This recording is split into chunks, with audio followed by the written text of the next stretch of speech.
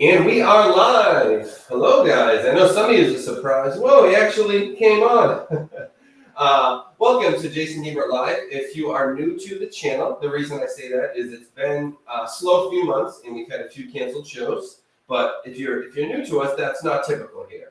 We typically do multiple shows per week, and we hardly ever cancel, but it's been a rough few months. So thank you to anyone who's new to the channel and just kind of getting acquainted with us and what we do here, and for being patient. If you are not familiar with what we do here, what we do is we interview the loved ones of missing persons and unsolved homicides in an effort to help spread awareness, get the word out there, and hopefully help bring loved ones home, or if it's an unsolved homicide, to help get the cases solved. Many of the cases we've dealt with have successfully been solved. Some of them I like to think as a direct result of some of our shows, some of them not so much, but a lot of them we contribute to. So it's something I'm very proud of. We are around like the 130 or so show mark, and we've had at least a couple dozen that were solved.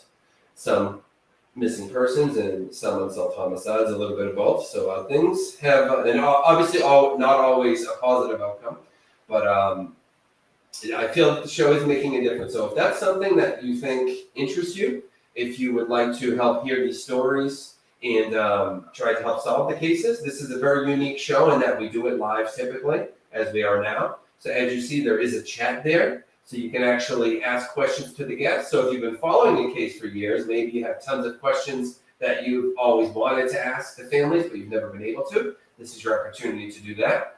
And if it's a brand new case that you are not familiar with, then maybe it's brand new and you can ask questions as they come to your mind. So as of right now, I'm going a little slow because typically, like I said, it's been a few months since we worked consistently. This is the first show we've done in a couple months, the first interview anyways. So typically around now, before we get going, we have about 50 to 100 people that come in here. As of right now, there's only about 10, 12 people, but I expected that because people aren't used to us being live again. So I'm going a little slow and waiting for notifications to go out. I'm sure usually by about 15, 20 minutes, we get a full group in here. We're only 2.5 minutes in, so that's fine. But if you're interested in what we do here, click subscribe below. And every time we go live, you'll get a notification that we are going to do a case, and you can come on and participate live. If you'd like to support the channel in any way, you see Nightbot there. Every 8 to 12 minutes or something like that, he puts a little link where you can go and support the channel if that's something you'd like to do too. Hello to Jerry, and If the Dead Could Talk. Hi guys, those are the only two that have spoken so far. Like I said, it is a slow day getting up here. Today we have the case of Pamela Jones. Now this is actually a part 2. We're speaking to her son, Lance Jones. We have spoken to him before, and it's for his mother, Pamela Jones, who was found face down, deceased in her carport 10 years ago, or 10 or 11 years ago, back in 2011. So what I'm going to do today, before I bring Lance on, is I'm going to read to you guys a quick article, just to get you somewhat familiar with the case, and then we'll bring Lance on, and we'll start to go over everything. We will have a co-host that comes on in about, I expect her to be here in about 10 minutes or so. Her name's Carly, and she does a great job. She's been with us a couple times before, so she'll be on to help out. Thank you, Jared. It's nice to be back, and trying to go a little slow here because this is very atypical for us to have only this many people. So hopefully the notifications are going out, and let's get our people in here so that we can get some questions, because you guys asking questions is a huge part of the show. So that's why I'm going a little slow to make sure we get a crowd here. But let me share my screen and read this article, and then we will bring Lance on and go over some of the basics of the case. Okay. So, you guys see my screen here. So, 10-year anniversary of Salmon Arm woman's homicide sparks RCMP and family appeal. So, Mrs. Jones was 73 years old when she was found deceased. It's an absolute tragedy for anybody to be found the victim of a homicide, of course. But a 73-year-old woman is despicable. Despicable. I mean, elderly and kids, I mean, to hurt anybody in any kind of way, just downright awful. But how could you do that to somebody elderly or, a child that is completely incapable of defending themselves? I'll never understand. So this is one I really hope we solve. So please ask any questions that come to your mind, guys. If you saw the first interview, there's not a ton more information, but Lance does want to go over some things about the case, the RCMP, just things in general. So, 10-year anniversary of Salmon Arm woman's homicide sparks RCMP and family appeal. Investigators and the family of a woman who was found dead in her Salmon Arm residence 10 years ago continue to appeal to anyone with information to come forward to police. And this is in Canada, guys.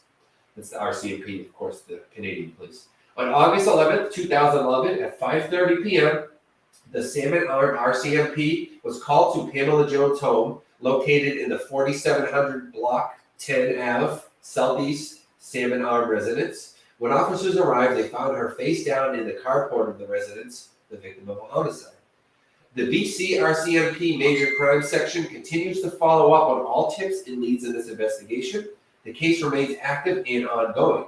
State Superintendent Sanjaya Wijayakoon, Operations Officer of BC RCMP MCS. That's British Columbia. I think it's Royal Canadian Mounted Police, right? Or Mounted Police. Investigators believe there are people who have information and or know what happened to Pamela and haven't provided that information to the RCMP. Of course, there's always someone who knows something out there. That's something we say here a lot. Someone knows something, and someone here knows something.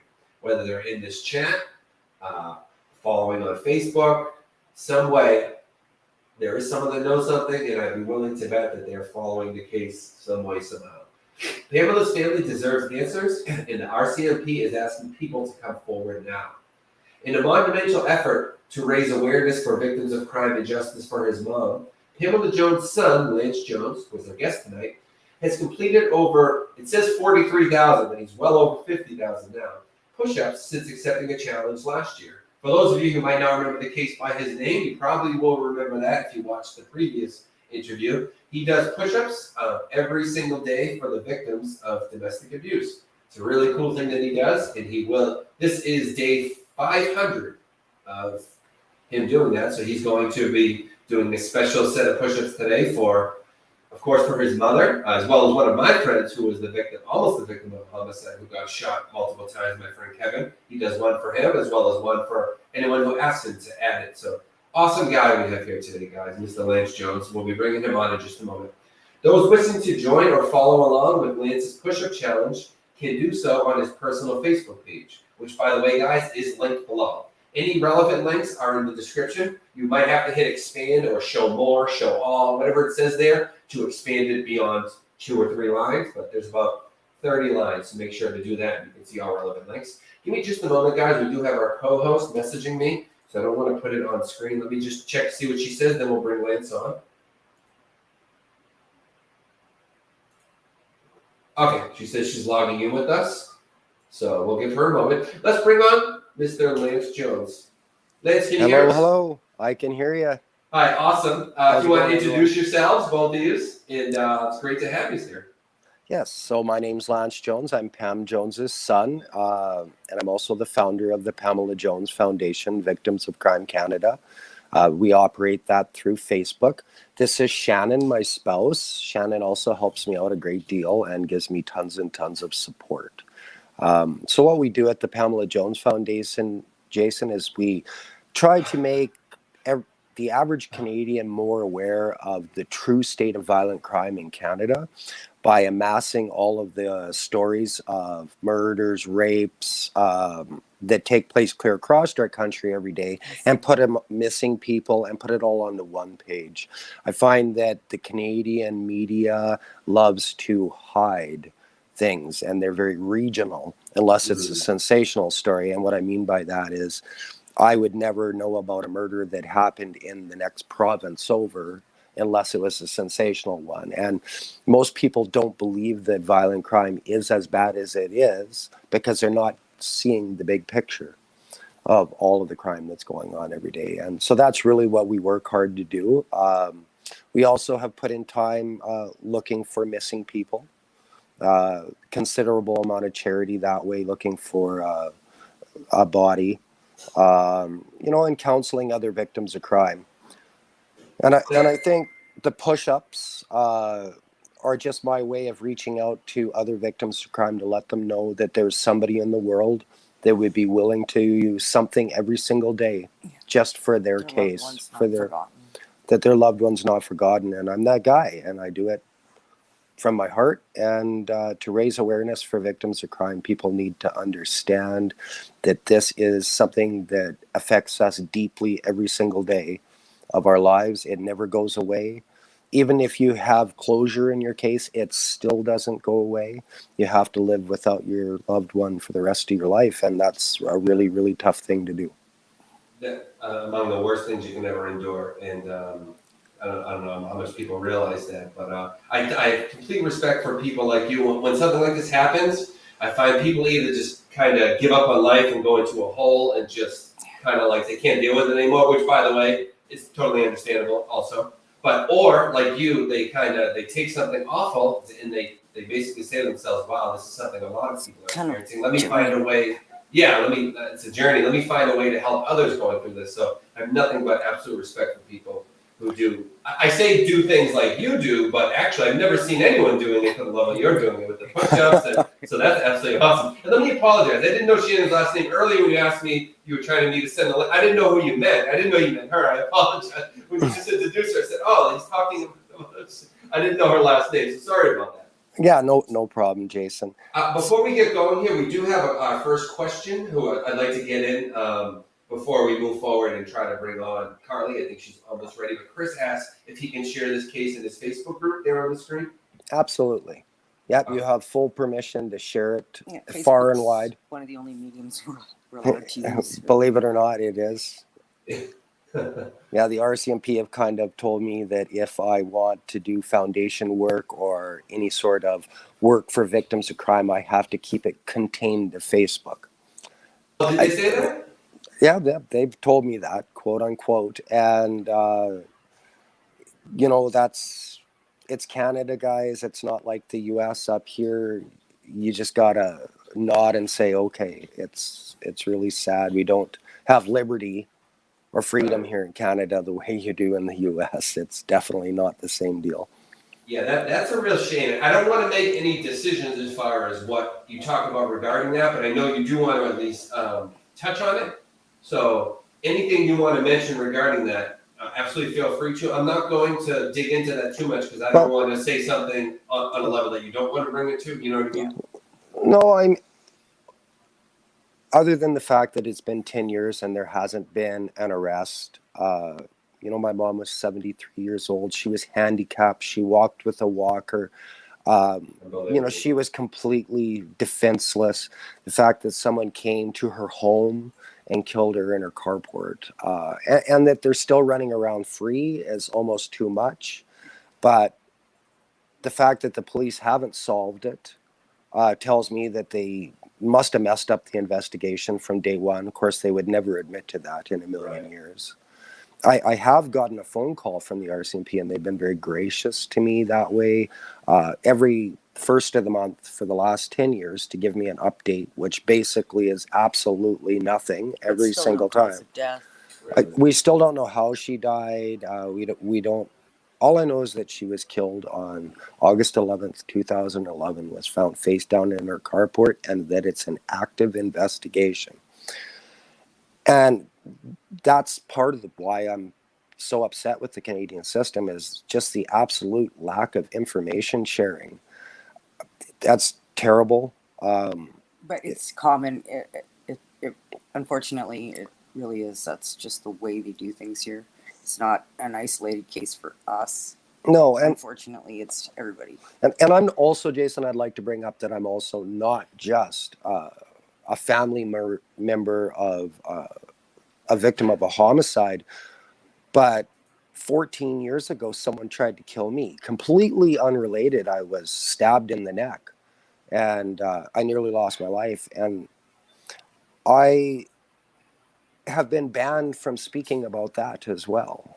Wow. Which is absolute censorship. And this is a 14-year-old case where there's likely never going to be an arrest. But if you ever want one. But if I ever want to see justice, then I have to keep my mouth shut, quote unquote.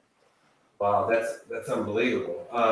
It is. Yeah, I didn't know. I don't know a ton of details on that. Anything you want to bring up here, you can. But again, I don't want to say something to get you in trouble with them. Well, but real quick, because I'm showing the pictures, I just remembered we had an issue regarding the pictures previously. If you remember, I don't want to say too much. Is that still ongoing? Because I just realized that as I was scrolling through. If your sister's in there, you can't. Yeah. I guess the family picture you should probably leave it out because I do have the one sister. Okay, I just actually showed it once. I won't do it again. So if she's watching, I apologize. I just realized it as I was scrolling through. She's never really seen eye to eye with me on anything since we were about 2 years old. So we just leave it alone. Okay, so yeah, I'll delete that one. Raj asked, he says, sorry, what? The RCMP is restricting you? I don't know if you want to go over that a little bit more or whatever you want. Absolutely. So before this interview came up, I did reach out to the RCMP and ask them what I could and could not share. I asked them for a script, so to speak, so that I was careful not to cross their boundaries. And that was met with that I could do the webcast, but if I spoke about my mom's case or any of the details and they didn't solve it, it would be my fault that it wasn't solved, that I ruined their investigation. And that is a way of shutting someone down. And I actually flat out accused them of emotional blackmail. I said, well, that's completely emotional blackmail. And then they asked me, you can call it what you want. He said I could call it what I wanted. That's right. And I said, or they asked me to choose between my personal desire to have my mom's case solved over other victims of crime and fighting for them. And I thought that was an unfair choice that I was being asked to make. So I'm kind of meeting in the middle here. I got nothing good to say about the RCMP in regards to that, and I have good things to say about them in regards to staying in communication with me personally. But also this last Valentine's Day, Jason, my big sister, Christy, she passed away from cancer. And in the weeks leading up to her death, she begged and cried and screamed for answers. And the only person she could call was me. And I actually reached out to the RCMP and asked if they could call her before she passed away and give her some form of closure, and they wouldn't do it. Really? So they wouldn't even give her a phone call? They wouldn't even give her a phone call, and they said that I could relay any information to her. And so she, really suffered at their hands that way and passed away without any closure. And, I really, the part that I think drives me, the part that really drives me crazy is I think that the Canadian judicial system, and particularly starting with the police force moving all the way up into the courts, is more concerned about the system and their jobs than they are humanity. Yeah. And clearly, the fact that they didn't call my sister before she passed away is a prime example of them being more concerned about their jobs in the system than they are humanity. So that's a real shame. I've heard different levels of that, both in the U.S., Canada. We've done some cases in the U.K., but I have to say yours is probably, from what I've heard, the most restrictive. Yeah, I think that the U.K. has a really similar type system to us because we're both kind of. Yeah, the crown it's under, right? Yeah. The whole, They want you to feel helpless. They don't like guys like me up here that speak out or fight for justice. It's embarrassing to them. My response to that is do your job, and there's no reason to be embarrassed. Right.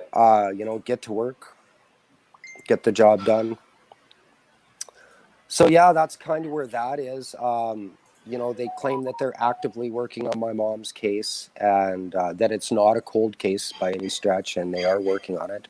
They did tell me that I couldn't possibly generate a lead that would help the case. And that really hurt me. And they also went as far as to say that all of my work for victims of crime has only hurt the case and not helped it, which also really, really hurt, because a big part of me getting better through my grief was learning to fight for what I believed in, and fighting for my mom somehow makes me feel less powerless and more powerful. Like I can push and push and push and push and push. And I'm okay with that. I mean, as long as I can push and push and push until the day I die, if I don't have closure, then it's not because I didn't try to get it. And so I don't think they're ever going to reverse my stance on that. So, they're. I mean, I don't want to speak ill of them, of course, because they're the ones trying to help out the case. But I gotta say, I'm oftentimes, I'm sorry, I'm talking to Carly here. She's having me send the link different places. That's why if I seem distracted, that's what it is. I'm trying to get her on. Yeah, I gotta say, overall, they have got, because you're not the only Canadian case I've done. So I don't want, if I say something about them, I don't want them to assume it's coming from you. I've probably done a good, out of 130 cases, at least like 15 to 20 were Canadian. And I always hear something along those lines regarding them. So Well, it's not just you. Our sentences are getting smaller. Sentences are absolutely ridiculous. You know, that's a big part of my fear. I have waited 10 years as well as everybody else that loved my mom, including my sister that doesn't speak to me. She has waited 10 years. Everyone's waited for justice, and it's my biggest fear that if they ever do make arrest, and that's a big if, that the person's going to get another one of these 6-year sentences that are quite often and so commonly handed out here in Canada for homicide. And you know, the worst part of that is, I'd like to just cite an example. I'm doing a push-up every day for Shane Smith. He was a Calgary boy. He was 21 years old, I believe. He was shot in the face by his so-called friend, and accidentally, and then had his body dumped in the Bow River, and his family's never found him. So the guy who actually did shoot him in the face, he was given a 6-year sentence, or it might have been a 9-year sentence with 3 years time served, because the 1.5 years he spent in custody, he was accredited double time for. So, you know, and he's actually up for parole next year. And he just killed this guy 2 years ago. That's right. And the Canadian government somehow sees fit to let him out. I visited Montreal years ago, and that was one of the things a lot of the residents told me. We were talking about the differences between the U.S. and there. The first thing they said is, "Oh, you can commit a murder here, and your first one, you get a few years and you're out." I didn't believe them. I said, "No way," but apparently it's true. So, where's the value in human life? Right. Don't seem to have a lot here. So I'm saying, sorry guys, if anyone's watching. I'm trying to. We have our co-host. She's had me send in a few different places, but I still don't see here. Carly, if you're watching, I sent the link to that account you said.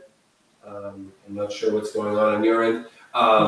So while we're waiting, while I'm trying to get Carly on, we do have it from Anon asked, were any items taken? Was she robbed? Referring, of course, to your mother on the day she was. That's yet another thing that we don't know. It didn't look to us like anything was taken from her, but we just don't know. Well, my mom had just recently moved into her rental. Her rental was on a rural property, and the people that she rented it from actually lived upstairs, so she was in the basement suite. And she, take care of that, please. And she had just moved in, so a lot of her stuff wasn't put away, and it was in the carport. So, you know, for the longest time, I suspected that maybe somebody was down there rooting through her stuff in the carport, and she happened to come home and meet them or something like that, and that's what happened to her. Police will neither verify nor deny that. You know, there was some trails that went back through the woods out by our place that a lot of people commonly travel. You know, I sat there on Google Maps, I think, after she was murdered, and looked down at that property and traced in and out every possible way you could get in and out of there and not be, you know, and possibly not be seen. And there are a lot of trails to go back there. And the police have said, yeah, there are. And a lot of people travel that. And you have no personal, whether it's from the police or just yourself, you have no real leads, right? As far as something that seems like it could be a good lead for any suspects or anything like that? Any that you can speak of anyway? The police told me that I could not possibly generate a lead that would help the case, which I just was completely struck in the face. How does that make sense to say to the family who knows her best? That sounds to me like you'd be the number one person they'd want to talk to try to generate a lead, right? Yeah, well, I don't believe that for an instant. And I'm going to say this to the RCMP, because they will be watching this, is that you can't shut me down and you can't emotionally blackmail me. I'm not the type of man that you can do that to. It'll just make me fight harder and stronger than I've ever fought before. You know, I that's the American in me because I am a dual citizen. Oh, okay. Yeah, both mom and dad were Americans. So my mom was an American living in Canada. You know, I wish that the FBI could get involved, but I'm sure that the RCMP would somehow not allow them to be involved. I don't know. I really don't know. I just know that the level of frustration I've gotten to is just too much to bear. There was some stuff I wanted to do here, Jason, as part of this podcast. And Sure. so, you know, I had mentioned that originally I was doing 100 push-ups every single day for victims of crime awareness and justice for my mom. Yep. You know, and then it was actually 102 because my mom always used to say to me, I love you all the numbers plus one. And I'd always say, I love you all the numbers plus two when I was a little boy. So I figured out 100 is all the numbers and then plus two for push-ups when I started. And then at the beginning of this year, there was a police officer here in Calgary by the name of Andrew Harnett who was killed. And I realized that, you know, police officers themselves can also be victims of crime, probably more often than anyone else, as a matter of fact. For sure, yeah. They're the most risk anyway. Yeah, so I reached out to the Calgary police more or less and asked if I could do a push-up every day and for him. And so it then became 103. And then when the 1 year anniversary of me doing push-ups every day for victims of crime came to pass, I kind of opened it up to any victim of crime. And I think that's a big part of this podcast that I'd really like to get that message out there is that, you know, if you are a victim of crime and you don't feel like there's anybody in the world that cares enough to do something every single day just for your loved one, you're wrong, because I will do a push-up for you and you need to reach out to me and ask me to do that. And I would be happy to do that. And I promise that I won't let you down and I won't quit. I'm 500, today's day 500 of those push-ups straight. And I can vouch for him. He's been doing it for my friend for quite a while, who's a victim of being shot. So absolutely. You know, I don't know at what point it's going to become all too much for a 50-year-old like me, but you know what? 50's the new 30. If there's one thing I've got, it's grit and determination and a never back down attitude. So I'm sure that I'll be able to handle any number of extra push-ups that are put on me because of this podcast. So people that are watching, please reach out to me. Message me on Facebook, Lance Jones. You can look me up. All my push-ups are on my page. Or the Pamela Jones Foundation, Victims of Crime Canada. You could reach out to me through there as well. Now, the thing that your link is below, Lance, just so you know. So they don't even have to look you up. They can click right on the link in the description. I put it down there for you. Perfect. So some of the people I've been doing an extra push-up for, specifically for their loved one's case. And I'm just going to pull up my Facebook page here and look at my last set. I don't know if you can do that on your end, Jason. Can you see day 499? So are you trying to, so you can show your screen, or are you using two screens or one? I'm using you're using the phone, okay. So I got another phone here. I see, okay. Then we can't show that screen. What are you asking if I can do? Oh, if I can pull up your Facebook? Yeah, and then I don't see why not. Day 499. 1 second. Yeah, I can show your screen the same way I show the pictures. I'm sure. Day 499. Here we go. Let me share my. So just expand that so that you can see all the hashtags that are there. Okay, what I'm going to do is make that full screen there like that, so it won't show us for just a second. And then, let me get rid of. Chris has said that just amazing what you do and your strength for your loved ones. You're sure I'm making a difference. Make sure that gets seen, Krista, before I get rid of that for a moment. And okay, can you guys? Let me see. Can you see here me on there? Perfect. And I think that if you expand it, you'll be able to see the hashtags. So where are the hashtags? If I play it? No, you don't have to play it. Just go back to the original screen, Jason. Okay. The one that showed the little write-up. And then it says more. See where it says more? Oh, see more. There let me pause it because I can hear that playing, so I can't hear you. Okay, there we go. Okay, here we go. So starting at the top, Justice for Karen Bodine. Of course, that's Carly's mom, who was murdered in 2007. Carly reached out and asked me to do a push-up every day for her mom, and I have been doing that. And Carly's worked closely with me too to help spread awareness and to get the case out there, at least south of the border, because of the limitations in Canada, of course. Justice for Shane, hashtag Justice for Shane. Shirley Tasker Smith and Cassie Lynn Smith, those two have fought relentlessly for their son and to try to find Shane Smith, whose body was dumped in the Bow River. I was speaking of that earlier. I'm doing one for them too. Doing one for them. There's hashtag for Ernest Contos. He was a residential school survivor. Justice for DJ. I'm sure everyone's familiar with that case. His sister has reached out to me and asked me to do a push-up every day for him. My biggest and most adamant supporter of all is Denise Allen. What a wonderful lady. I feel so bad for her. Justice for Charles. Search for Charles. Yeah, I've actually did an interview with Denise. I'm very familiar with her. Yeah. And if you look at the shirt I'm wearing right now, can you see that? Not right this second because I'm on here. Let me go over. Yeah. There you go. Let's see. How come I'm having a hard time here? There it is. I wear the Search for Charles shirt every single day when I do my push-ups. Yeah. And I've actually asked other victims of crime if they have a push-up or a shirt that they'd like me to wear during my push-ups for their loved one or their case. They could send me one and I'd also do that for them. I have no problem. I could rotate that in and out. People were telling me to put on a shirt. So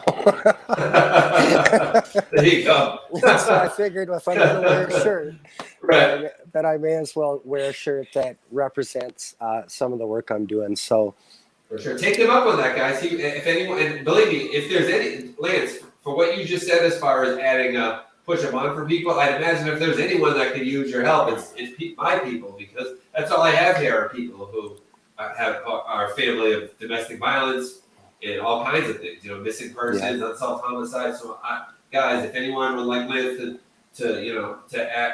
for him to add you into his routine, please let him know. Yes, please do. So, I want to be a little bit honest. So 500 days of push-ups straight wasn't just that, because on August the 10th of this year, I was in a major motor vehicle accident and I actually needed to take a month off. And there were several of my good friends that took me up on the 128 push-ups a day just to make sure that the numbers never quit. And that went on between day 419 and day 446. And I'd like to reach out and give thanks to those people for keeping the push-up challenge going while I got better. First and foremost at the top of the list is my good friend Chris Brown out of Red Deer, Alberta. There's Olav Krugolson, thank you. Greg Andreessen in Salmon Arm, wonderful guy. I grew up with him. Tanner Gilday, my stepson. Jason Schubert, another wonderful guy from Salmon Arm. Actually, I played on my high school baseball team with him. Bernie Mack, a high school chum from BC, did some. John Muchin, Gordy Cheeseman, who's a big actor. I was actually going to get him to get in touch with you about some of that work you had. Joel Young and Austin Evans all did some push-ups for me over that time, and it really helped me feel like there's other people in the world that care. And most of these guys are 50-year-old guys. I was going to say, I don't think I have that many people that would return my messages, never mind do push-ups for me. Wow, you get a lot of friends. Well, these are 50-year-old guys that have not been doing 128 push-ups every day forever. So sure. Took several takes. It was very, very difficult for them, and, good job, and they did it. So I guess really that puts me more around about 50,000 push-ups if you were personal push-ups. The 53,000, was it 53,582 push-ups, which I was at as of yesterday. At least 3,582 of those push-ups are due to those great individuals. Hi, guys. So, we have Carly here. So sorry I'm late. So sorry. 1,000 apologies. That's all right. I'm just glad you're here.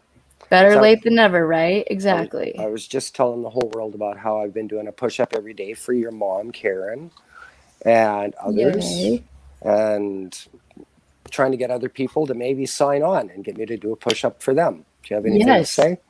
Absolutely. Oh, this is Hank. Shut up. If you guys aren't familiar, Carly, we've done a couple interviews with her as well. She's the as they just said, the daughter of Karen Bodine, which is another unsolved homicide case in Washington, right? Yes, Olympia, Washington. That's why I am late though, because I'm actually in Oregon right now. I just got to Portland, Oregon. Awesome. Ooh. You want to go over what you're doing up there, why? Or Yeah, absolutely. One of my mom's, I would say best friend, one of her best friends from middle school and high school, grew up in Olympia, where I'm from, but she moved down here now, and she helps me a lot with, like my vigils and my honkin' waves. And I'm about to roll out a t-shirt, well, not just a t-shirt campaign, but pretty much like a storefront. I'm gonna have t-shirts, sweatshirts, tank tops, mugs, 2 different types of bags, like a reusable grocery bag, and then like a gym bag kind of thing. And then this is all to get another billboard up, because October 27th was a year ago that the billboard went up, and now it's down. The billboard for your mom, right? Yep, the billboard for my mom. And it has since come down because I had to pay for it out of pocket because it's pretty spendy. But I want to get another one up because it really created a lot of publicity and everything. And also cost money to print flyers. And I'm starting a nonprofit organization for not just women in crisis, but people in crisis. I think there's a huge net that needs to be filled. Police officers do their job mostly to the best of their ability. I have some interesting opinions on the police. We were talking about that earlier. Yeah. There's a few I like, the most I don't. That's because they just don't do their job. And so I feel like we need more advocates and more people like Lance and myself and Jason, Absolutely. you too, that actually care and want answers. And we don't want a pat on the back and a promotion. We want the truth, and we want closure for families. And Yes. one of my quote unquote sayings or famous lines is, "You never think it'll happen to you until it's too late." Or you never think it'll happen to your family until it's too late. That's actually very much the truth. It's a huge misconception that you have to be a bad person to get murdered. I can tell you, Yeah. Oh no. I can tell you flat out that my mom was the most innocent, Your mom was loving. precious. Yes, she was. Precious. There's no way that she ever did anything to ever deserve that. Not that anyone ever does. Right. But Exactly. I mean, never mind her race, but just looking at her, you can tell. Just I know some the people just have smile, that face of that smile and It's everything. a I 73-year-old school know. teacher who Like, walked with a walker. who You know, would do could- that? I know. You have no soul. Like, Yeah, exactly. Yeah. so the I thing completely is that agree. how do you get the average person to care enough about violent crime to understand that it might show up at their doorstep tomorrow and they didn't do a single thing to ask for it? And why is it that everyone never really cares until it happens to them? Let me Don't Yeah, I understand why it's completely so agree. hard. I have a little story for you, I guess, that goes along exactly with what you're saying. Before I had put the billboards up, I know you guys and Jason are both familiar with my flyers that I hand out everywhere. I have them everywhere. The main responses I would get before I could even get a word out of my mouth is, "I'm not interested, I'm not buying." And it's like, I'm not trying to sell you anything. I'm trying to let you know there's a murderer on the loose. Like, what if it's Right. your sister or your Exactly. mom or your girlfriend or something? Right. And then the other 2 responses I would get were, "Oh, I've heard of this case and I thought it was solved years ago," because no one does coverage on it. And people, it just goes in the back of their mind like, "Oh, people aren't talking about it. It must have been solved." I know, and even like the ones that get a lot of attention at first, sometimes that ends up being detrimental in the long run. Yeah. Because That's people true. assume because the attention died down, like you say, it got so much Exactly. at one point, it must be solved now. Yeah. Exactly. And then the other response I get is, "Oh, I've lived in this city my whole life and I've never even heard of this case." And so that's so frustrating. But now, slowly but surely, now when I hand out flyers, I still get those same responses, but I also get oh my gosh, I've seen the billboard, or oh, I've seen your podcast, or oh, I've seen this ad, or oh, I've seen this. And it's like, yes, I'm doing my job. So Yeah, that's right. patience is a virtue, and I don't usually have it, but that's what it takes is patience. Absolutely. It's a lot of patience, especially for you guys. I mean, Lance has been 10, 11 years. And Mine's yours has going been on about the 15. same, right? Yeah. Yep, January 22nd will be 15 years. Yes. Just real quick, 'cause I don't want to fall too far behind in the chat, but Yeah, absolutely. Lance, Raj asks, I know obviously a lot of your answers are that pretty much RCMP hasn't given you much info, but he asked if they ever mentioned anything about DNA. They won't speak about specifics like that, but what they did do is they came out here to Calgary. They interviewed both Shannon and I one at a time, and they took my DNA, but they did not take her DNA. So Weird. So by And you were with Shannon at the time, right? that makes, so I kind of look into that, and I would infer that it must have been a man that killed my mom, or they would have taken Right. they would have taken her DNA too. Okay. So I mean, I guess I could hypothesize that it was a man that killed my mom. And that's the Speculating. problem with my speculate. I like that word. That's the problem. One of the problems I'm having in my case is there is some DNA, not much, but it's degraded and it's a mixed sample. So it's like some of my mom's and then 3 to 5 other contributors, and it's such a small amount, and they can't.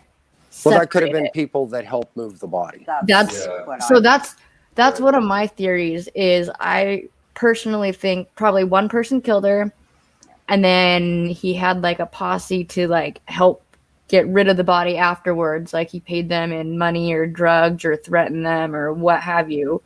Or the other theory is he started killing her or started beating her or something, and then it came pack mentality and everyone joined in. You know what I mean? But I kind of think the first one. I think someone did it and then they got help. So how can people go on living their lives knowing that your life has been so instrumentally changed forever and without turning themselves in? I believe what Shannon said, or maybe it was you, that it doesn't hit you until it hits your doorstep. Well, I've literally gone through the flyer, showed them, hey, there's a murderer on the loose, and I've had people look at me like, it's not my mom, I don't care. Yeah. That doesn't concern me.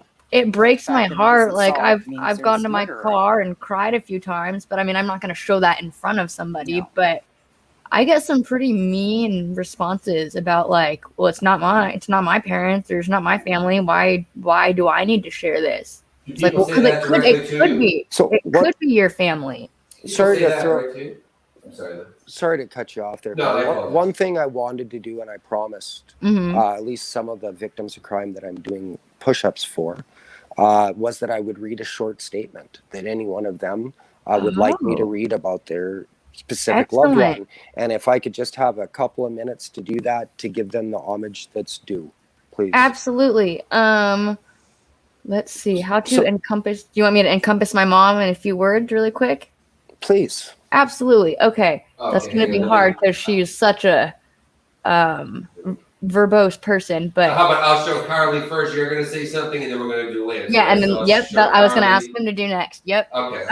Okay. So my mom was feisty and passionate, no matter what, whether that was a good thing or a bad thing. She fought for her beliefs. Even if she was going to lose that fight, she would fight for her beliefs. She was quite the fashionista. I love to say that. She was quite the trendsetter.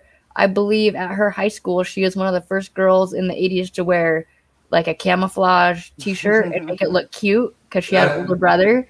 And then all the girls started copying her. And she had short hair and she was always doing different stuff with it. But yet, she was gorgeous, and I'm telling you about her looks. Yes, that's true, but you know what made her pretty is the inside. She was the most caring and true and loving person in the whole entire world. And like you said, no one deserves to get murdered, but If you, I think especially her. Like, I mean, she's had such a hard life. Her brother was in an accident and almost died.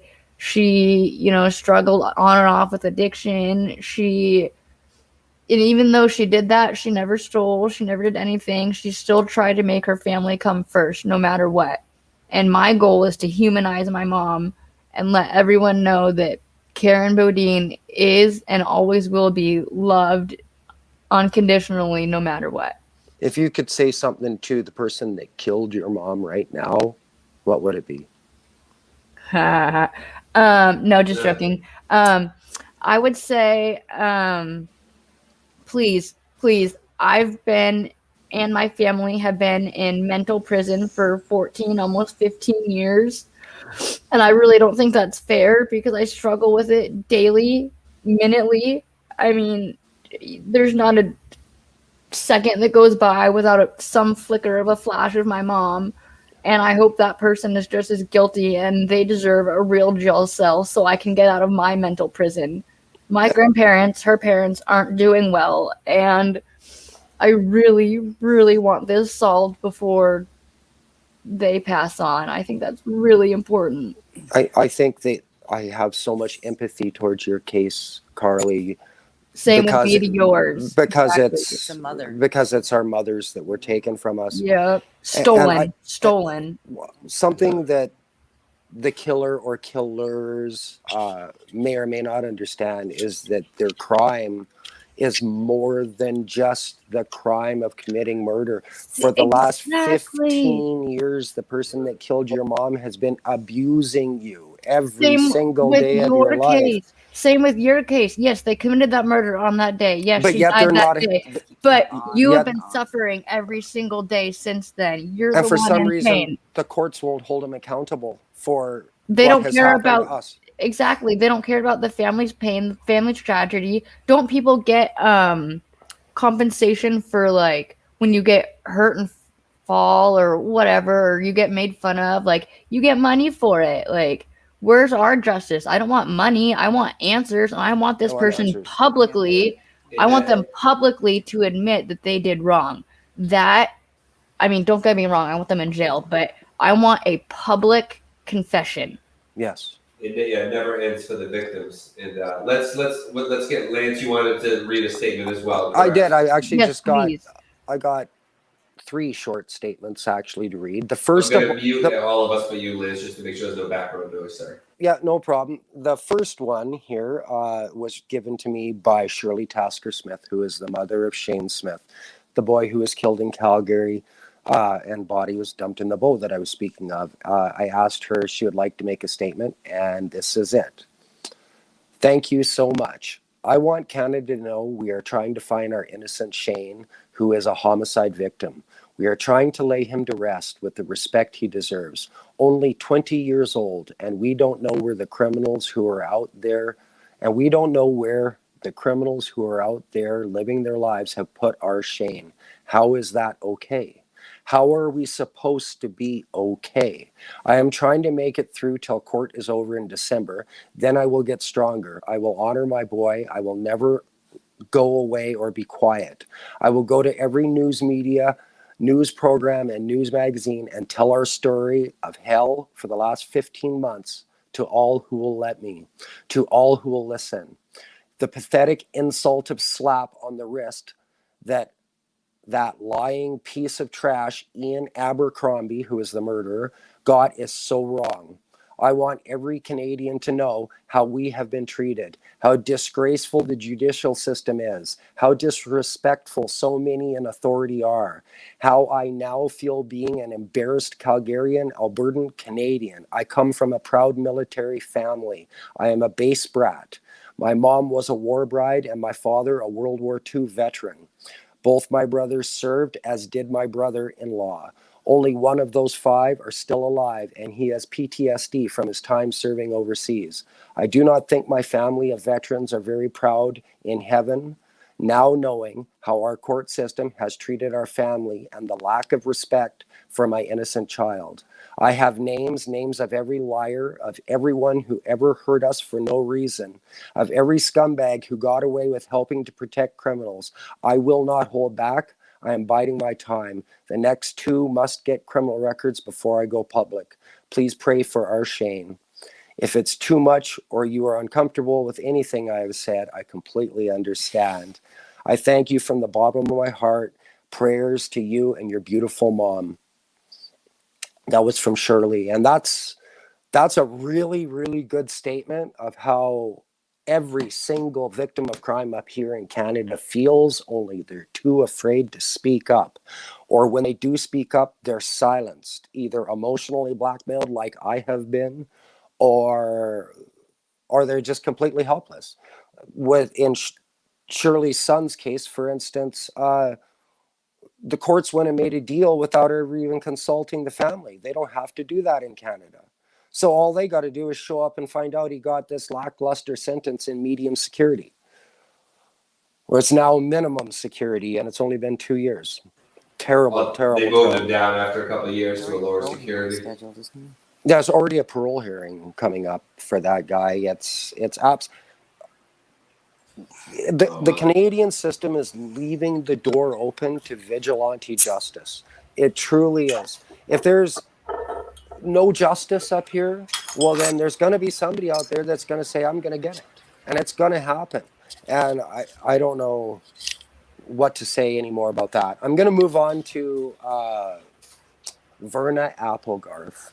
Verna Applegarth is a wonderful lady who actually lives here in Calgary, whose daughter, Deanne Left Hand Dixon, was murdered up in Hobbema back in 2007.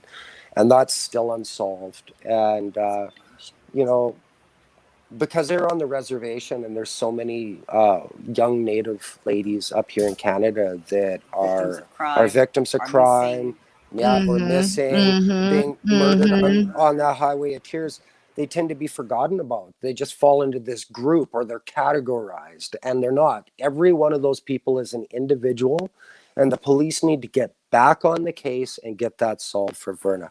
Verna made me a statement. I just got to find it here. Give me a second, and I want to read that too.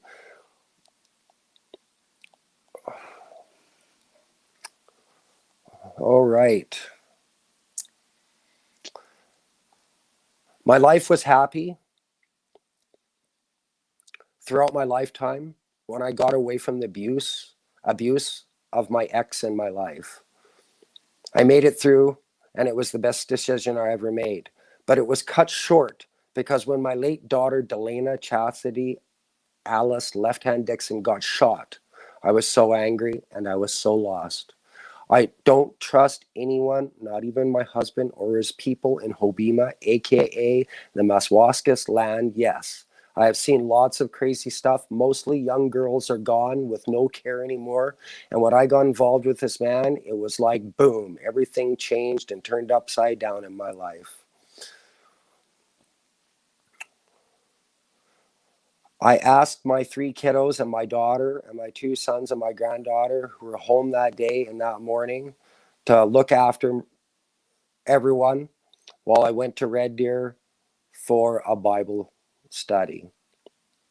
I walked out the door and they looked at me and said, I love you, Mama. And always she and I said, I love you, my baby. And from the ex said, so she braided my hair, was getting ready to go to church in Red Deer for a tent meeting and a revival meeting. Then I came home back to Hobbema, and the cops and then the ambulance and detectives were at my door and asked me where I was and said, I want to read the Bible meeting. And they asked me who was home, and I said, my daughter, my 2 boys, and my granddaughter. I said, and one of the cops came forward and told me my daughter got shot. And I said, what? And he said, your daughter got shot. I'm not sure if your daughter is alive. And I ran outside of the house. I remember running upstairs to my daughter's room. I can see brains and blood on the wall. And this poor woman, it goes on quite a bit longer. And some of it I'm not really comfortable reading. I think I'm going to stop there with her statement. Okay. But Verna definitely needs, she definitely needs closure for her daughter. And you know, I don't know what that case is. I haven't really looked into it in great detail. Not that the police would share anything with me. But someone's out there doing something for your daughter every day, Vernon. I hope you're watching this podcast. So the Trail of Tears, actually, that's a huge thing, and I'm in Washington, which is pretty close to the Canadian border, and so we have partly the same problem. We have a lot of Native girls, especially in our area, that go missing, and no one cares. It's It's it's a real it's problem. Yeah. it's absurd. It's insane. I mean, in my county alone, in Thurston County, which is tiny, we have 30 unsolved homicides and missing persons.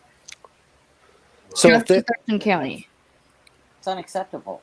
Isn't that crazy? Why is this happening specifically to the Native girls? I want to know, are the police putting less emphasis in? Absolutely, that's what I think. Well, I'm sorry, but well, I think that needs to change.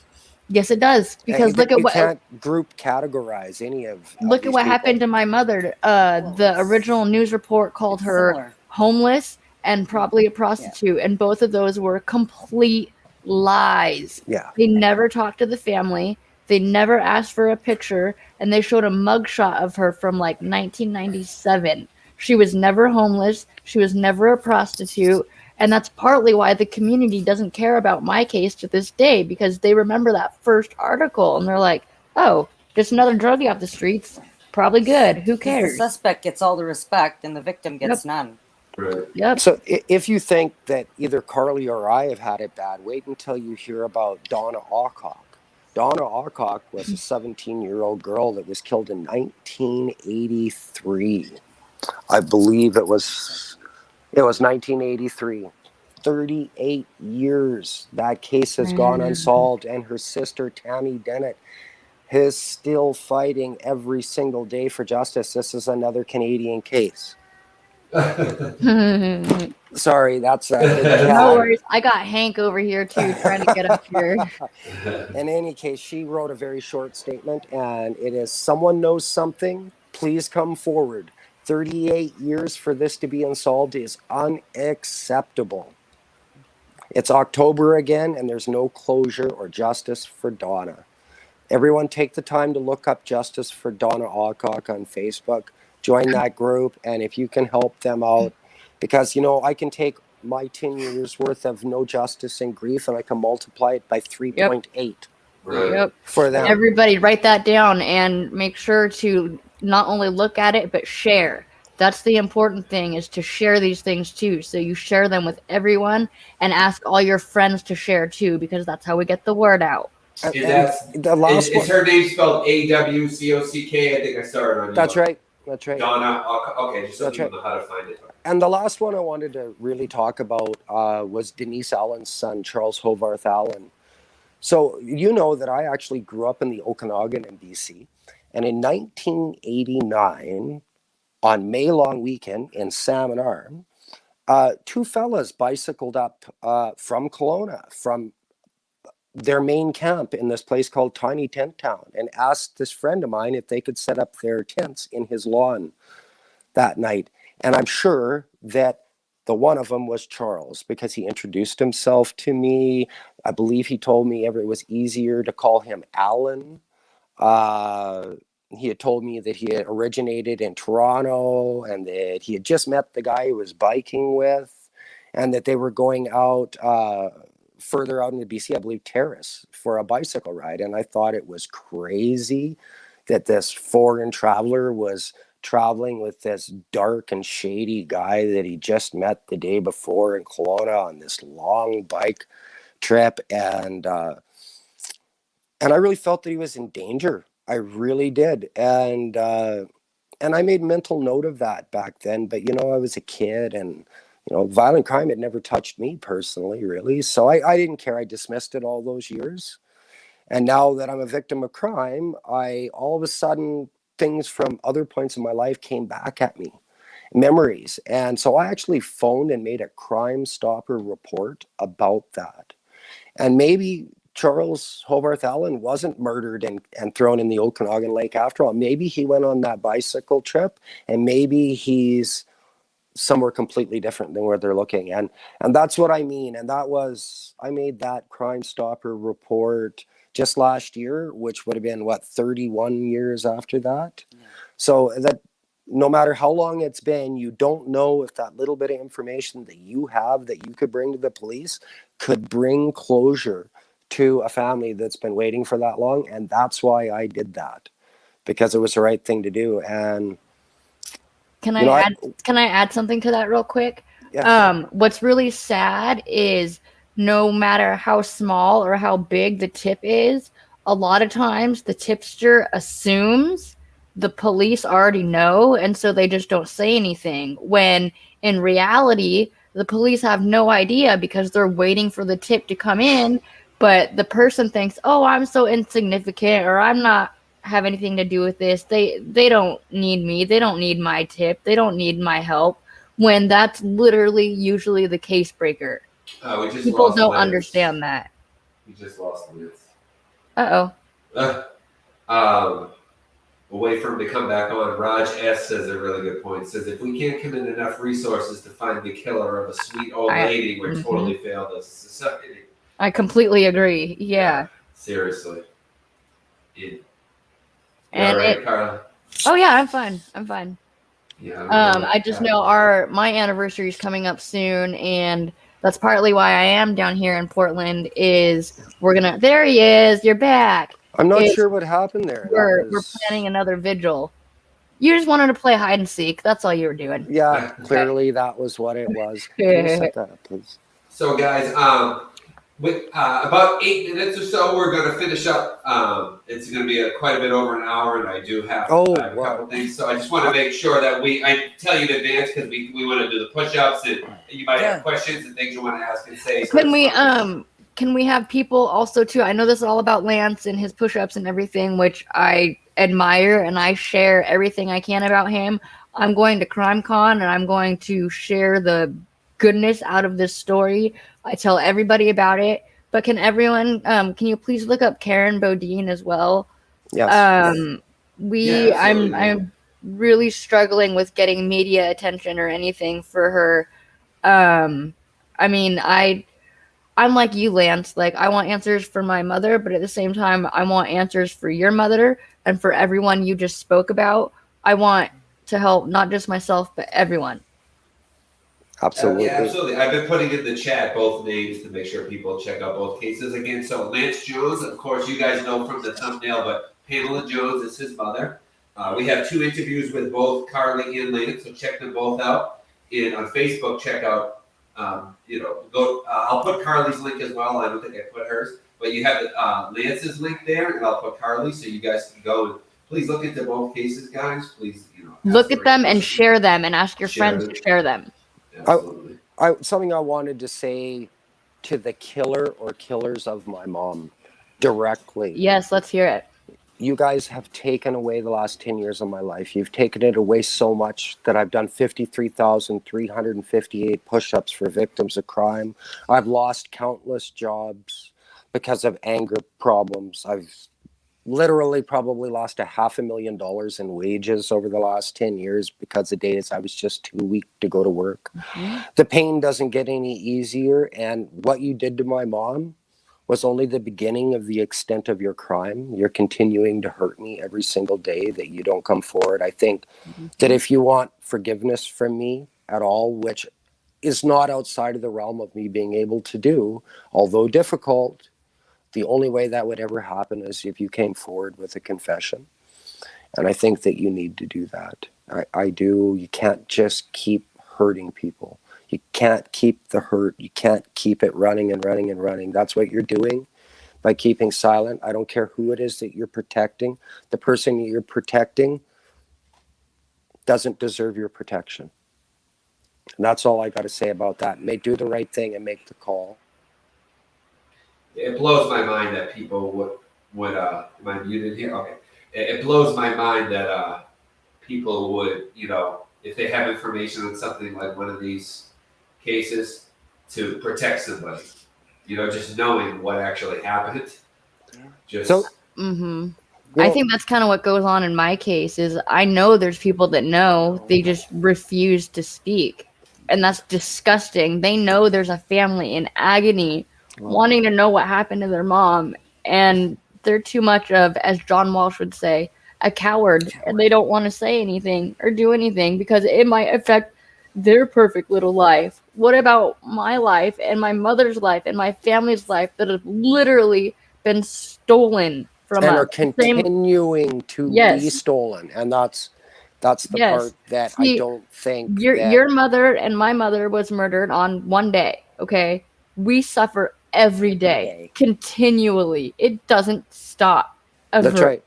Ever. So they're we crying. put on our smiles and we work, but the crime is still reaching out. I know you're running short on time, Jason. Yes, do your push-ups. All the victims of crime out there that got a lost, missing, murdered loved one that would like me to do a push-up for their loved one, please send me a message. I would love to do that. It'll help keep your loved one's story in the spotlight, and it'll also keep pressure on the police. And I will share it too. What I'm doing is definitely pressure on the police, and I think that they're embarrassed by it.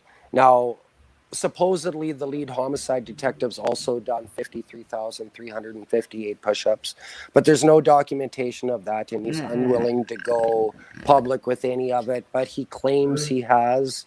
And I would take him for his word at face value on that, to say that he did. Maybe I'm naive, but... Yeah, I don't know about that one. I have my doubts. Yeah. Well, maybe in spirit, but... Maybe in spirit, I don't know. He claims he has, and if I'm to believe him about anything they ever tell me about my mom's case, then I guess I got to believe him on that too. So, if he's lying to me about that, well, then maybe he's lying to me about everything else. I don't know. Anyway, unfortunately, I've found out that the detective and police do lie quite often. So goes with their job. I guess it goes with their job. That's right. So is it push-up time, Jason? I think it is. Why don't we finish with that? So let's have Lance. This is day 500, so it's a milestone for him. So what I'm going to do is I'm going to mute myself and Carly so that we don't, because we would be able to hear you. And then once you finish, I'll put us all back like this so we can all say our goodbyes. But you have the floor, Lance. Okay, well, this is going to be set number 1. I usually break it up into 2 sets, 68 in my first set and 60 in my second set. Now, before you critique my form, remember I'm 50 years old and I'm doing the best I can. Guys. And I've also done over 53,000 push-ups, so it's not like my muscles aren't hurting, but I'm going to do my very best. So here we go. How do we do this? I guess you're just going to have to turn it around and...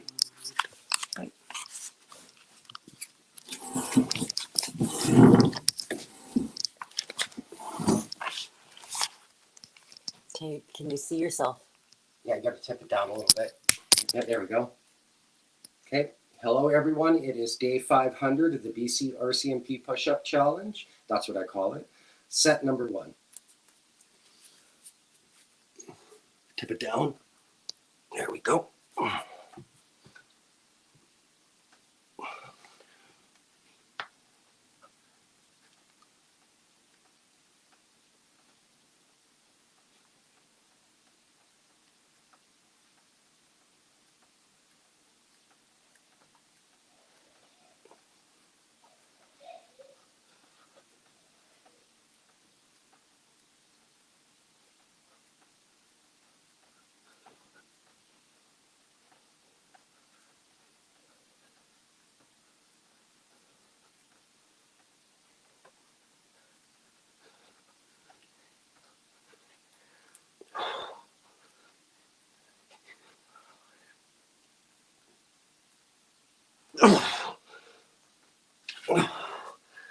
I think I was 67. I lost count. I believe so. I'm trying to count. That's sure You're doing a great job, brother.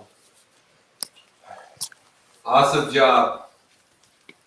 I didn't want to. Oh, there's Carly coming in. I didn't want to interrupt you, so I stayed quiet. Amazing. I know. I'm so proud of him. And he works all day before he does all this, mind you. Yeah, those are usually 12-hour days, too. Stacy said, that's great for 50. And I'm thinking, that's shoot, I'm in my 30s and I couldn't. I know. Did anyone count those? Was that 57, I think. It was 57. Oh, boy. Now I'm going to have to do, was it 71 in my next set? Are you gonna do another set today? I have Yeah. to. Yeah. Okay. Yep. I just didn't want to. I thought Hey, so. I used to but be a cheerleader. Go Lance. Go Lance. Yeah. Last time you did it, because this is the first time we've done a show in a while, so we typically have like 100. Like last time, I think we had 100 people in here. So I remember it was going crazy when you were doing it last time. We only had about 20, 25 people at a time here because I had been on quite a while. But so last time we had a lot more I'll be noise sharing here. this too. So yeah, I I'll be don't know if sharing you it guys too. want me to have the noise going or what is the point I'm trying to get. I'm gonna be sharing this as well, so don't worry. Like I Well- said, share everything. After talking on the podcast, it's hard to do these push-ups. You're out of breath. I couldn't do half of them nowadays, buddy. So you should be very Well, proud. I know he puts us all to shame. I'll tell you that. So And Yeah. thank you for doing it for my mom too. You're I mean, very welcome. I've told you personally, but publicly, I Kevin. think everyone needs to hear it. Thank you so much. My 2 mom thumbs up. deserves that, and I really appreciate it. Jason, Yes, sir. the story you pulled up from the RCMP that they posted, was Yes, there sir. not a 1-800 number there where someone could phone in tips? Yes, I believe there was. Give me 1 second. Let me pull that up. I mean, apparently I couldn't generate a tip, but just the same, I'd like everyone to have that phone number. I wouldn't listen to that, Liz. I think anyone could generate if it's the family. There's just really hurtful things for them to say to me. You know, part of my getting through grief was learning to fight for my mom, and then to tell me that all of my work was doing nothing but hurt her case just absolutely was devastating, to be honest. It's an awful thing to say. I mean, I understand that they have a job to do, and I'm sure they have bosses telling them, hey, you can't say this. Fine, but you can still be polite about what you do say, you know? Well, I can be difficult. In their own defense, I definitely can be difficult. I'm going to. Oh, I'm sorry. I'm very tenacious, and I don't give them a whole lot of leeway over the fact that they haven't got the job done. And I'm pretty hard on them every time I talk to them. Mm-hmm. Right. You know, Well, you should be. I mean, this is a very touchy subject, and it's your book, for God's sakes. So I think anybody would be that way. Hi, Jilly. Welcome. So here we go, guys. I have it on the screen, but you know what? Let me blow my nose real quick. I have really bad allergies. Before I read this, give me 1 second, guys. I'm sorry. If you want to talk. I know. I'm gonna go grab some tissues real quick too, because I got allergies too. I'll be right back. everyone's leaving us. I got This is- allergies. I'll be right back. Oh, yeah, okay. So to everyone watching, thanks for coming, guys. Like, I know that it's a Canadian case, and Sorry about this that. audience is American, but thanks. Yeah, so Anne Marie says it's not being difficult when you have no answers. I completely agree. So anyone with any information, I'm still studying, related to Pamela Jones homicide is asked to call the Salmon Arm RCMP, sorry, it's my Boston accent coming out, at 250-832-6044, or the BC RCMP Major Crime Section tip line at 1-877-543-4822. Again, those numbers are 250-832-6044 for Salmon Arm and 877-543-4822 for the BC RCMP Major Crime Section tip line. If you got a tip, guys, phone it in, because you don't know how small and insignificant this thing you might think would never help could be to the case. And, you know, if they've got nothing to work on and that's why it's taken so long, well, then let's give them something to work on. Let's give them some tips. Yeah, and Raj says they have a duty to follow up with families. I agree. Yes, I agree. There's been so many times the detective has been changed on my case, and our family doesn't even get the knowledge of a new detective. Like, I'll call one day, I'll call for 3 months and no one will answer, and then I'll call for, you know, Cameron Simter, the old detective or whatever, and they're like, "Oh, that's not your detective. It's this person now." And then I call again, and it's like, "Oh no, you don't have a detective. Your case is closed." And it's like, why wouldn't you tell me that? Like, I'm an adult. I pay my taxes. I'm the reason you have a job. Don't you have a job to pick up your phone and call me and tell me there's a new detective, or tell me my case is closed? Right. You know, you guys have got it so much better down there in the States too. Up here in And that's Canada, the sad thing up here in that I've Canada, learned the from you. police do not work for the people; they work for the crown. I was finding It's- it very telling, Lance. Sorry to interrupt, but when you guys are talking about DNA and Carly had information on hers, but you didn't, I found that very telling of the U.S. versus the Canadian. Yeah. You know? It is, and if they took Lance and I spoken privately a little bit, and it's insane. Like, cause I'm like, well, why can't you do this? Why can't you do that? He's like, cause I'm in Canada, and I'm just like, what? Are you kidding me? Like, I mean, I struggle really Big hard difference. with my case, but I can't even imagine having to go through what he has to go through. I mean, how does any murder get solved in Canada? My I goodness. hate to speak out so negatively about the country that I live in, but you know what? Right. I deal with a lot of super uber rich clients in my profession, and Mhm. it was just last month. A lady that I know came in from Moscow, born and raised over there, and she told me, quote unquote, that Canada's the most socialist country that she's ever seen in her life, and that Russia was a far better place than Canada. Wow. Quote unquote. And that was her personal experience. And I was shocked to hear that. And she's a journalist. You got what's that guy's name there? And Russians don't joke around. They're serious. Oh my god. Well, Wow. you know, it's the truth up here. We're controlled. Well, actually, and that kind of scares me because every time we talk about this, there's some evidence that has been sent up to Canada in my mom's case. And we've waited like 2 or 3 years or something and still haven't heard anything back. That's a shame. It makes you they want you to feel as an individual citizen here in Canada that you're powerless against a system so much bigger than you. Mm-hmm. And in that feeling of helplessness, they have power. Mm-hmm. So you cannot be helpless. You cannot allow yourself to be bullied or pressed upon by the government or the police that way. You have to stand up. You have to fight. You have to tell them, listen, Mm-hmm. And if this is not okay. And if your mom or a loved one or whatever doesn't have a voice anymore, be that voice. Do that for them. That's right. I want to give mention some people from the comments and stuff that have said some certain things. And so let me just mention a few things first. Kaleidoscope of Crime.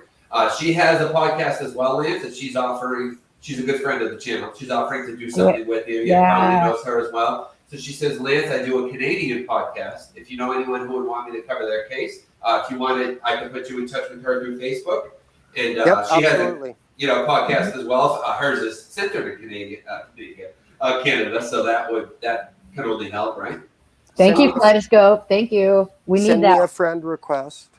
Yes, please do that for him. Just send me a friend request. I do get a lot of spam friend requests. So I delete a lot of them nowadays. Isn't that frustrating? It is. It didn't start after I started the foundation. That kind of started to happen, but like on my mom's page, I'll get boys like hitting on me, like, "Hey, you're cute." I'm like, "You realize this is the unsolved homicide victim page, right? Like, can you go away?" Or people asking for money, like trying for what is the extortion? I'll give you, or if you give me $50, or if you give me $75, or if you give me $500, I'll tell you exactly what happened to your mom and who killed her. Da, da, da. Yeah, and it's like, well, if you knew that, then you would be getting the reward from Crime Stoppers, and you'd also be getting the private family reward. You wouldn't be trying to get money out of me. That was something else, that thank you for mentioning that. I actually mentioned in the BCRCMP, I said, what if I posted a $25,000 reward for information leading to the arrest of my mom?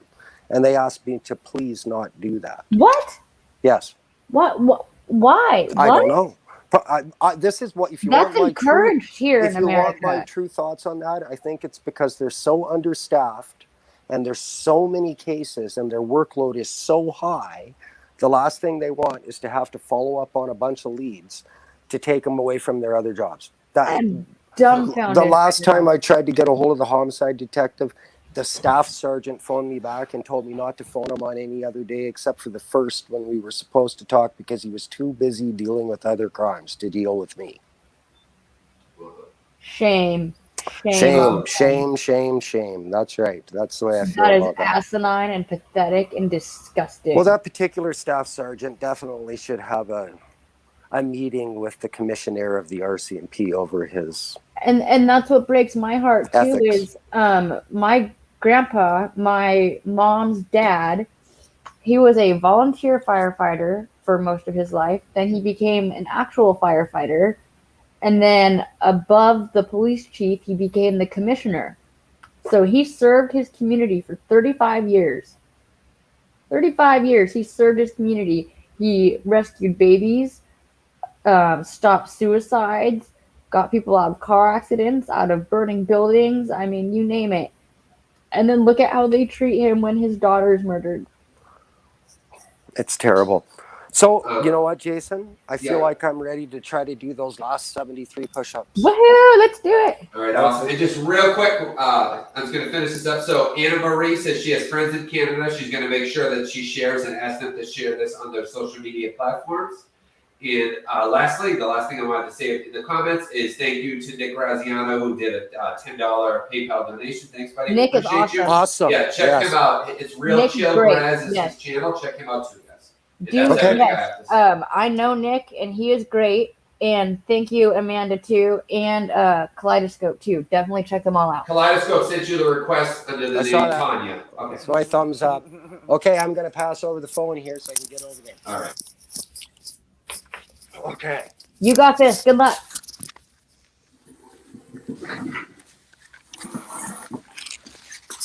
Okay, I'm not 100% sure that I can guarantee 73 push-ups in this set, but I'm going to try. So this is day 500 of the BC RCMP push-up challenge, set number 2 for victims of crime awareness and justice for my mom, Pamela Jones. Tip it down more. There we go.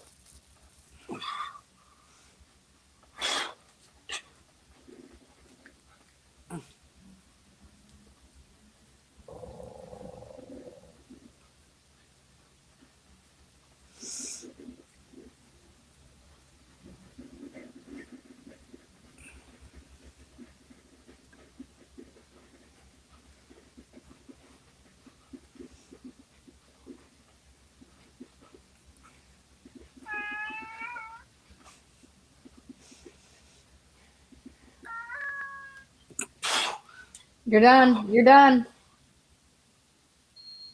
He only needed 61, right? I think he does a few extra. Oh, okay. Yeah. Okay. There you go. All right. Woohoo! All right. Good. Oh, 28 for the day. And the grand Congratulations. total, I don't know off the top of my head. good job, bro. Thanks for Hank watching, says guys. congratulations, too. All right, we're gonna finish up there. Great job, Lance. Everyone, contact both Lance and Carly. Their links will be below. And if you want Lance to add you in his push-ups, he will do so. Would you guys like to say good night to everyone in the chat? Hank says good job, Lance. Thank you. Good night, everyone. All right, thanks, Everyone, guys. It's our please- first show back. Sorry, it wasn't as many people here as normal, guys. Typically, it's very, very busy chat. So Send me the link so I can share it, too. So I can share it with everyone on all my platforms. Everybody, yeah, I'll send share. the links as Yes. well as Chris. I'll put your link on there too, buddy. And Anna Marie, I'll send you all the information as well. And make sure I get everything out there, guys. Sorry, it's our first show back. I feel really rusty tonight, so hopefully we did a pretty good job. I mean, on my end, I just feel like Right. it takes a little bit to get back into it. I'm so sorry that I have to talk to you on this day, but at least I'm honored that I get to talk to you on this day too. You know, it's a big milestone for you, and I'm Sure. proud that I get to share it with you. And I'm Yeah. so honored that Keep you going, Lance. represent Keep my going, mom man. too. You're doing Yep, a great keep going, job. dude. Send me that T-shirt, Carly. Yes, I will. T-shirt Okay, swap. I got you. that's right. Do you want All right. black or blue? Just as long as it's not quite as heavy as this one. I'm really sweating right now. He's I ready to gotcha. finish up, take a shower. And yeah, thank you so much, everyone. Make sure to check out Kaleidoscope of Crime as well as Real Chill Graz. Both good. Yes, they're And thank amazing. you to you, Nick. I appreciate you, buddy. And I Thank might be you. starting my own podcast too. So Yeah, stay tuned Yeah, for that for I'll sure. link that everywhere when you get everything Yeah. up. All right, Carly and Lance, thank you so much for joining us, guys. Have a great night, everybody. I'll And, see Thanks. you all soon. Thank you so Thanks for much, you watching, everyone. guys. Share this podcast, please. Justice for Everyone Karen. share. Watch and Yeah, ask perfect. all your friends to share. That's the important thing is don't just share, ask everyone else to share too. Thank you. All right, guys, have a great night. Bye guys. All right, click Bye-bye. subscribe, guys. Take care.